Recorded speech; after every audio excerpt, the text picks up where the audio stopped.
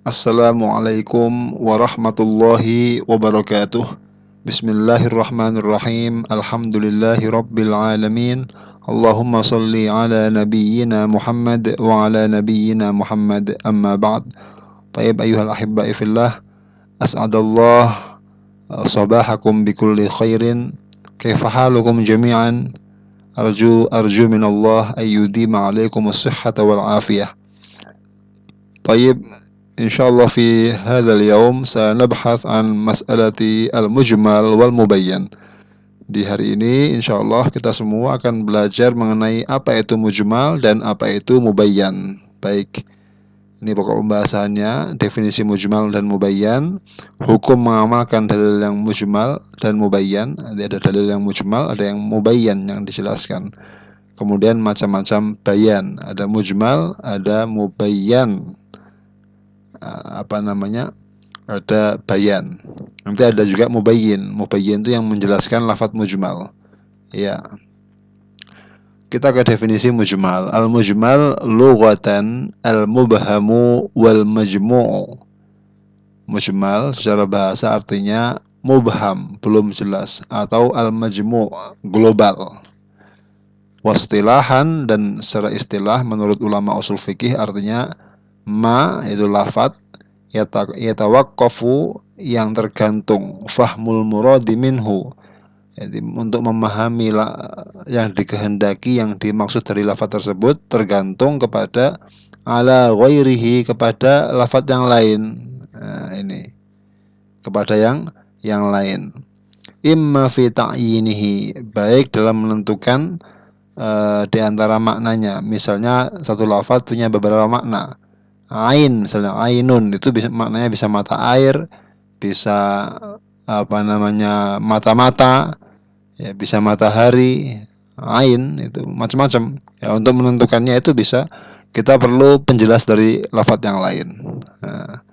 Au bayani sifatihi, atau untuk menjelaskan sifatnya, caranya, mungkin.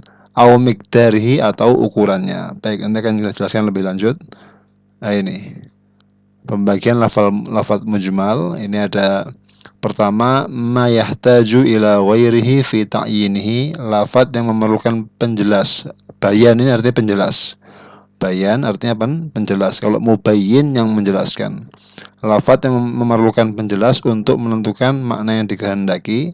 Ada ma yahtaju ila ghairihi fi bayani sifatihi, lafadz yang memerlukan bayan atau penjelas untuk menjelaskan sifatnya.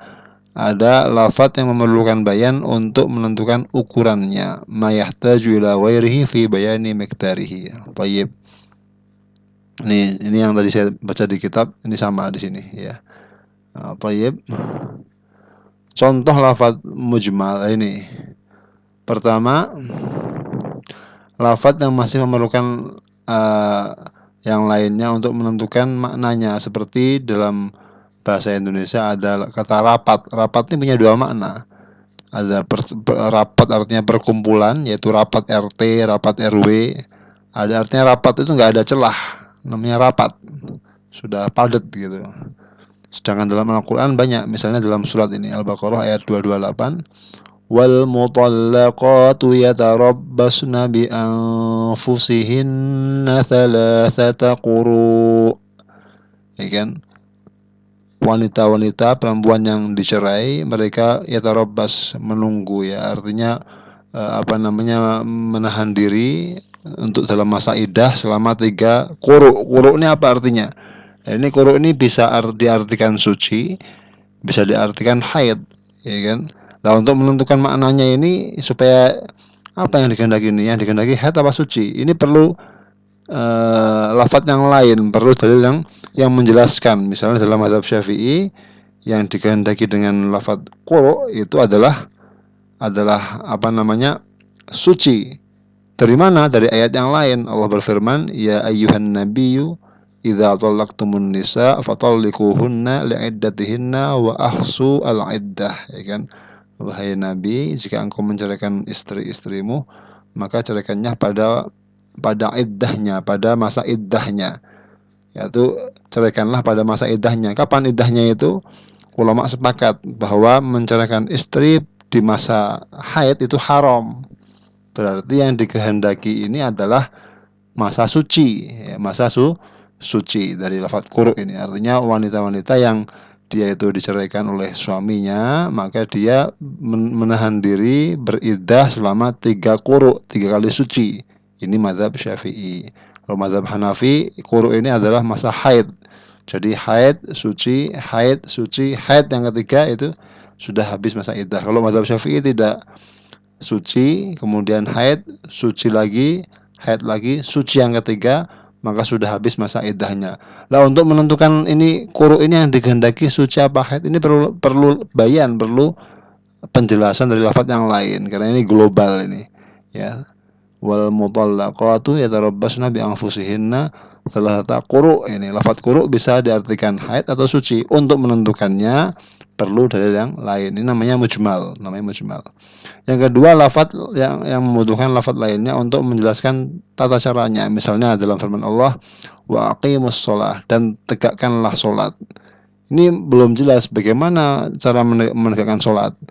Bagaimana cara salatnya ini belum dijelaskan dalam ayat ini.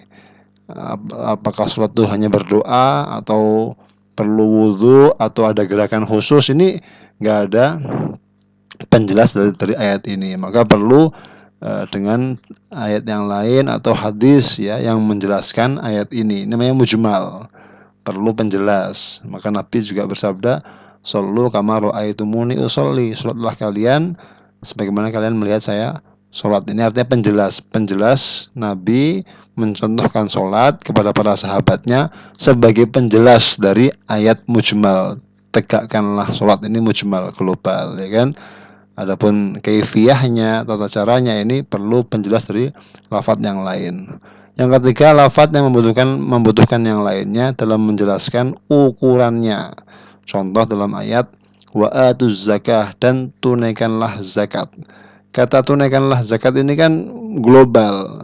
Apa yang dizakati belum ada, berapa yang dizakati belum ada, kepada siapa zakatnya ini belum ada penjelasannya. Berapa ukuran zakatnya ini belum ada, ya kan? Maka ini butuh penjelas. Ya, namanya global. Tayyib. Nah, kalau mubayyan ini secara bahasa artinya adalah al-muwaddah atau mudhahhar. Mudhahhar yang sudah ditampakkan. Al-muwaddah yang dijelaskan. Ya, muwaddih yang menjelaskan. Kalau muwaddah isim maf'ul artinya yang dijelaskan, ya, muwaddah yang dijelaskan. Secara terminologi, artinya secara istilah adalah ma yufhamu al-muradu minhu imma bi aslil wad'i au ba'da tabyin. Lafaz yang mana makna yang dikehendaki itu bisa difahami baik dari asli peletakan lafaz itu, aslinya memang sudah bisa difahami tanpa penjelasan yang lain, atau lafaz itu bisa difahami setelah ada penjelasnya. Artinya awalnya mujmal, tapi setelah ada penjelasnya menjadi mubayyan, menjadi ditampakkan maknanya, begitu. Jadi lafaz yang global itu, mujmal itu, setelah ada penjelasnya, maka berubah menjadi mubayyan. Jadi mubayyan ini ada dua, ya kan? Ada lafaz yang memang asli sudah jelas maknanya, atau maknanya jelas setelah ada penjelas dari lafaz yang lainnya, ya kan? Oke, baik.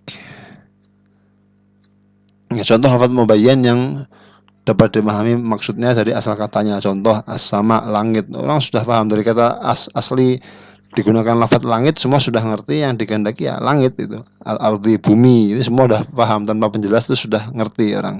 Jabalun, gunung, adlun, adil, zulmun, zalim, sidqun, jujur. Ini semua sudah dapat memahami dengan tanpa ada penjelas dari lafaz yang lain.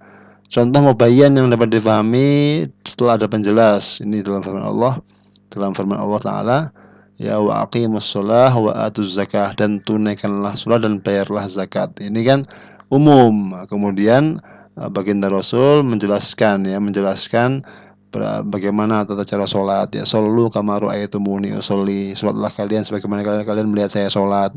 Nabi mencontohkan dengan perbuatan beliau, ya kan? Mencontohkan kalau kamu mau sholat wudhu dulu. Ini kan Nabi mencontohkan.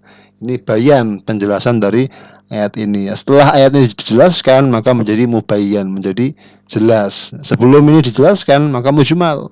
Setelah ada penjelasnya maka menjadi mubayyan. Zakat juga sama. Rasul bersabda misalnya fima saqatis sama'u al-ushru misalnya. Setiap tanaman yang diairi dengan air hujan zakatnya sepersepuluh. Ini penjelas dari ayat tunaikanlah zakat. Setelah dijelaskan maka menjadi mubayyan. Lafaz yang awalnya global, mujmal, setelah ada penjelasnya maka menjadi mubayyan.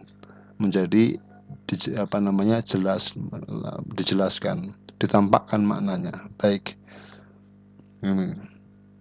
Apa hukum mengamalkan dalil yang mujmal? Ini di sini ada nih al-amalu bil mujmal ya di bawah itu. Ya. Yajibu 'alal mukallafi aqdu ya. Aqdul azmi atau aqdal azmi 'alal amali bil mujmal. Yajibu wajib 'alal mukallafi ke atas orang mukallaf ini aqdal azmi untuk mengambil sebuah azam, untuk membuat sebuah azam, niat yang kuat 'alal amali untuk mengamalkan bil mujmal dalil yang global. Ya kan, mata hasola ketika sudah terhasilkan, sudah mendapatkan bayanuhu penjelasannya. Artinya kita ketika ada global ya kita ada niat dalam hati nanti kalau sudah jelas saya akan mengamalkannya, karena mengamalkan perintah Allah itu wajib kan begitu. Wan Nabi SAW dan Nabi SAW ya itu qad bayyana li ummatihi jami'a syari'atihi, dan Nabi telah menjelaskan pada umatnya semua syariatnya, usuluha misalnya usulaha wa furu'aha, semua usul-usul syariat sudah Nabi jelaskan. Wa furu'aha, dan cabangan-cabangan syariat. Usul itu pokok ya, pokok syariat sudah dijelaskan, furu' itu cabangannya juga sudah Nabi jelaskan. Hatta tarakal ummah ala syari'atin bayda, ya kan, naqiyah, sehingga Nabi itu meninggalkan umat ini dalam keadaan atas syariat yang sudah jelas terang benderang, putih, yang bersih, lailaha kana hariha, yang mana malamnya itu seperti siangnya, sudah jelas gitu. Walam yatruk al-bayan indal haja ilaihi, dan Nabi tidak meninggalkan penjelasan ketika dibutuhkan. Artinya tidak ada suatu syariat pun yang memerlukan penjelasan kecuali Nabi telah menjelaskannya kepada umatnya. Jadi sudah ada lafal mujmal itu, sudah ada mubayyinnya, sehingga menjadi mubayyan, sudah jelas maknanya semuanya.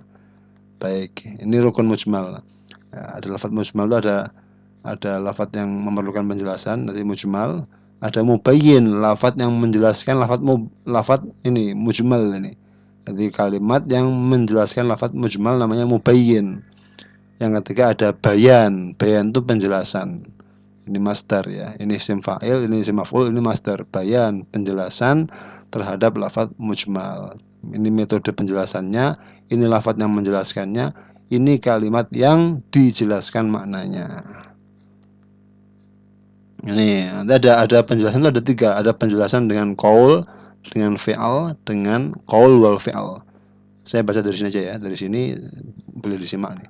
Mithalu bayanihi bil qaul, contoh penjelasan Nabi dengan ucapan ya, yaitu ikhbaruhu an ansibatiz zakah, yaitu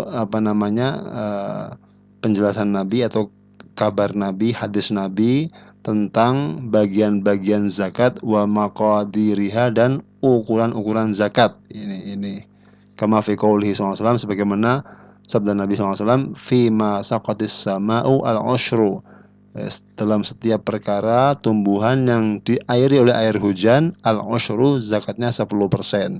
Ini bayan sebagai penjelasan dari perkataan Nabi tadi, sabda Nabi, penjelasan limujmali kepada globalnya firman Allah Ta'ala, wa atuz zakah, lafaz wa atuz zakah, dan tunaikanlah zakat. Lafaz global tunaikanlah zakat, sama Nabi dijelaskan setiap tumbuhan yang diairi air hujan zakatnya 10%. Ini penjelas ini mubayyin, ucapan Nabi sebagai bayan ya kan, dengan ucapan ini yang mujmal yang dijelaskan, namanya mujmal. Yang mubayyan ini mubayyinnya, penjelasnya, ini bayannya. lafaz ini setelah dijelaskan maka menjadi mubayyan, bukan mujmal lagi, ini mubayyan. Sebelum dijelaskan namanya mujmal, setelah ada penjelasnya namanya mubayyan, sudah dijelaskan, sudah diterangkan maknanya. Kemudian contoh misalu bayanihi bil fi'li, contoh penjelasan Nabi dengan fi'al, dengan perbuatan, yaitu qiyamuhu bi af'alil manasik, yaitu Nabi berbuatnya Nabi, mengerjakannya Nabi dengan perbuatan ibadah-ibadah manasik haji, ya kan, di depan umatnya, sebagai penjelasan kepada globalnya firman Allah, walillahi 'alan nasi hajjul baiti. Bagi Allah wajib kepada manusia untuk haji di Baitullah. Artinya wajib bagi manusia untuk haji di Baitullah, ini kewajiban manusia kepada Allah. Nah, ini bagaimana hajinya ini? Nabi jelaskan dengan perbuatan, dengan Nabi berbuat semua ihramnya, kemudian ada wukufnya, ini Nabi jelaskan dengan perbuatan beliau. Dan beliau juga sempat dengan perkataan juga, beliau bersabda, khudhu anni manasikakum, ambillah dariku contoh bagaimana ibadah manasik haji kalian. Ini Nabi jelaskan dengan perbuatan, dengan perbuatan. Nabi berbuat manasik, ada wukuf, ada tawaf, ada sa'i. Sahabat melihat ini untuk menjelaskan globalnya firman Allah, walillahi 'alan nasi hajjul baiti. Ya kan, wajib bagi manusia untuk haji di Baitullah. Contoh juga ini Nabi sholat kusuf, ini sholat gerhana dengan 2 kali rukuk, ya, seperti yang kita ketahui itu sholat gerhana. Ini penjelas dari globalnya sabda Nabi, fa idza ra'aitum minha syai'an fasallu. Kalau kamu melihat ada gerhana, terjadi gerhana, dari gerhana itu sesuatu, artinya kamu melihat sebagian dari gerhana, maka sholatlah kalian. Bagaimana sholatnya? Nabi jelaskan dengan perbuatan Nabi, mencontohkan, ya kan, sebagai mencontohkan para sahabat cara sholat gerhana. Baik. Yang ketiga ada ini misalu bayanihi bil qawli wal fi'li, contoh penjelasan Nabi dengan ucapan dan perbuatan sekaligus, ya kan. Contoh penjelasan Nabi dengan perkataan bil qaul wal fi'li, dan perbuatan sekaligus. Jadi tidak hanya perkataan tapi juga perbuatan. Contohnya apa? Contohnya begini, bayanuhu kaifiyatas sholati. Jadi penjelasan Nabi terhadap tata cara sholat. Fa innahu kana bil qauli, itu juga beliau dulu menjelaskan dengan ucapan dalam hadis. Ini hadisnya al-musi fi shalah, artinya hadisnya orang yang musik, yang dia dalam salatnya itu keliru, yang salah dalam salatnya itu. Ini nanti akan saya nukilkan, akan saya tampilkan hadis secara komplit di belakang. Ya, sabda Nabi, idza qumta ila sholati fa asbighil wudu'a. Wahai sahabatku, jika engkau berdiri untuk sholat, maka sempurnakanlah wudhu. Tsumastaqbil al-qiblah, kemudian menghadaplah kiblat. Fakabbir, kemudian setelah itu takbirlah, dan seterusnya. Ini ada Nabi jelaskan dengan ucapan. Wa kana bil fi'li, dan juga sholat ini Nabi ajarkan dengan perbuatan juga, tidak hanya ucapan tapi juga dengan perbuatan, sebagaimana hadisnya Sahal bin Sa'id As-Sa'idi. Begitu Nabi SAW, beliau berdiri ke atas mimbar, kemudian beliau takbir, artinya apa? Beliau sholat di atas mimbar. Wa kabbarun nas, dan juga orang-orang para sahabat meniru, artinya mengikuti Nabi. Nabi sholat ngimami di atas mimbar, para sahabat makmum di bawah mimbar itu, di belakang Nabi, ya kan? Wafihi, dan kemudian di dalam hadis itu ada lafaz summa aqbala 'alan nas, setelah Nabi rampung, setelah beliau selesai sholatnya, beliau menghadap kepada manusia dan mengatakan, innama fa'altu hadza, saya berbuat seperti ini sholat di atas mimbar ini supaya apa? Ya, lita tamu bi, supaya kalian tuh bermakmum dengan saya, supaya kalian mengikuti gerakan saya, walitu'allimu sholat, walita'lamu sholati, dan supaya kalian tahu cara sholat saya. Ini artinya Nabi sholat di atas mimbar itu supaya apa? Supaya kelihatan. Lita tamu bi, agar kalian bermakmum dengan saya, walita'lamu, dan agar kalian mengetahui bagaimana tata cara sholat saya. Ini Nabi mengajari sahabat dengan perbuatan. Ini saya sudah terjemahkan, bisa dibaca Ini bil qaul bil fi'l, kemudian bil qaul wal fi'li ini. Nah, kemudian saya juga nukilkan nih hadis komplitnya nih, bisa dibaca untuk faedah, ini penting. Nah, kemudian ini hadis tentang tadi orang yang Nabi jelaskan, Nabi ajari dengan perkataan bagaimana cara sholatnya, ya kan? Kalau kamu sholat maka sempurnakanlah wudhu, menghadap kiblah, bertakbirlah, baca Quran yang dihafal dan seterusnya, rukuklah dan tumak ninah dan seterusnya. Ini bisa dibaca sendiri. Kemudian ini hadis tentang Nabi sholat di atas mimbar ya. Untuk apa? Untuk agar sahabat melihat Nabi, cara sholatnya Nabi, dan agar apa, supaya bisa diikuti dan bisa dilihat oleh semua para sahabat-sahabatnya. Ya mungkin cukup sekian dari saya. Bila ada pertanyaan bisa ditanyakan di WhatsApp saya atau di komentar di mana aja lah, insyaallah. Ya mudah-mudahan kita semua dapat ilmu yang bermanfaat fid din wa dunya wal akhirah. Syukran jazilan ala husni ihtimamikum wa musyarakatikum. Wassalamualaikum warahmatullahi wabarakatuh.